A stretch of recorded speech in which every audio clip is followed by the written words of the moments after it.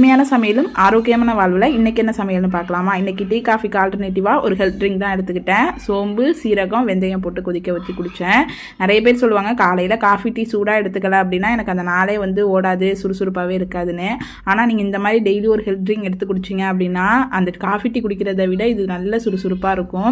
ஒரு 2-3 நாள் தான் கஷ்டமாக இருக்கும், அதுக்கப்புறம் காஃபி டீயே தேட மாட்டீங்க. இது மாதிரி ஏதாவது போட்டு குடிக்கலாம் அப்படின்னு தான் நினைப்பீங்க. கண்டிப்பாக ட்ரை பண்ணி பாருங்கள்.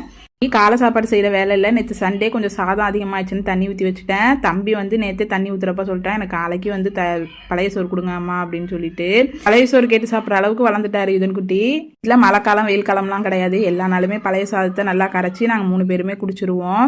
ஏன்னா அதில் அவ்வளோ ஹெல்த் பெனிஃபிட் இருக்குது. வீட்டில் உள்ள பசங்களுக்கெல்லாம் அடிக்கடி வயிறு பிரச்சனை வருதுன்னு ஹாஸ்பிட்டல் அழைச்சிட்டு போவோம். அங்கே போனாலே இந்த ப்ரோபயாட்டிக் அப்படின்னு சொல்லிட்டு ஒரு டானிக் தான் கொடுப்பாங்க.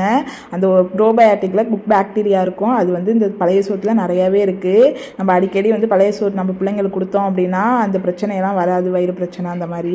மதியானம் லஞ்சுக்கு புளிக்குழம்பும் அந்த வாழைப்பூ பொரியலும் தான். ஹஸ்பண்ட் நேற்று ஃப்ரெஷ்ஷாக வாழைப்பூ கிடச்சதுன்னு வாங்கிட்டு வந்திருந்தாங்க.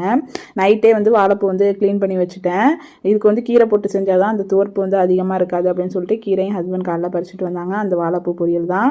நான் ரொம்ப சிம்பிளாக தான் செய்வேன். எண்ணெய் ஊற்றி கடுகு, கருவேப்பிலை, சின்ன வெங்காயம், பட்டை மிளகாய், பெருங்காயத்தூள் போட்டு நல்லா வதக்கிட்டு அதுக்கப்புறம் க்ளீன் பண்ணி வச்சுருக்க வாழைப்பூ குட்டி குட்டியாக கட் பண்ணி வச்சுருக்கோம்ல அதையும் போட்டு ஒரு 2 நிமிஷம் வதக்கிட்டு கீரையும் போட்டு நல்லா வதக்கி ஒரு 5 நிமிஷம் மூடி போட்டு வேக வச்சிட்டோம் அப்படின்னா நல்லா சுண்டி வந்துடும்.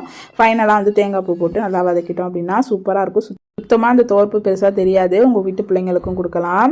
கண்டிப்பாக அதெல்லாம் வாரத்தில் ஒரு நாள் சேர்த்துக்கணும். ஊரில் இருக்கிறவங்களுக்கெல்லாம் அடிக்கடி வீட்டிலேயே வாழை மரம் இருக்கிறதுனால இருக்கும். பட் இங்கே சென்னையில் அந்த மாதிரி இருந்தால் எப்போயாவது தான் இதெல்லாம் கிடைக்கும். அதனால் கிடைக்கிறப்ப நாங்கள் செஞ்சு சாப்பிட்டுப்போம். குழம்புக்கு வெண்டைக்காயும் பாவக்காயும் மட்டும் போட்டு புளிக்குழம்பு வச்சுருந்தேன். நம்ம இப்போ வெண்டைக்காய் போட்டு புளிக்குழம்பு வைக்கிறோம் அப்படின்னா எண்ணெய் ஊற்றி வெந்தயம், வெங்காயம், அப்புறம் பச்சை மிளகாலாம் போட்டு நல்லா வதக்குனதுக்கப்புறம் இந்த வெண்டைக்காவையும் பாவக்காவையும் போட்டு நல்லா வதக்கிடணும். ஏன்னா வெண்டைக்காயில் ஒரு வளவளப்பு இருக்கும். அது நல்லா வதக்கலைன்னா குழம்புல வளவலன்னு இருக்கும்.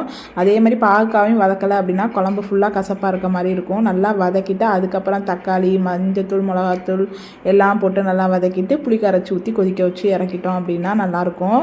புளிக்குழம்பு இறக்குறதுக்கு ஒரு 5 நிமிஷத்துக்கு முன்னாடி கொஞ்சமாக வெல்லம் போட்டு ஒரு 5 நிமிஷம் கொதிக்க வச்சு இறக்கணும் அப்படின்னா அந்த இனிப்பு டேஸ்ட் புளிக்குழம்புக்கு நல்லாயிருக்கும். இது சண்டே மீன் வாங்கியிருந்தது, பேலன்ஸ் இருந்துச்சு மசாலா போட்டு ஃப்ரிட்ஜில்.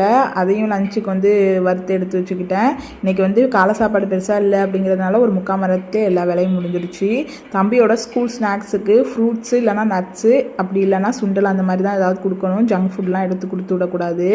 அதனால் நைட்டே வெள்ளை காராமணி ஊற வச்சுருந்தேன். அதையும் அவிச்சு ஸ்நாக்ஸுக்கு ஹஸ்பண்ட் அப்புறம் தம்பி 2 பேருக்குமே அதான் இன்னைக்கு ஸ்நாக்ஸு. ஹஸ்பண்டுக்கும் அந்த பழைய சாதத்தோட முட்டை பொரியல் கேட்டிருந்தாங்க. முட்டை பொரியலும் அந்த சுண்டலும் வச்சு கொடுத்தாச்சு.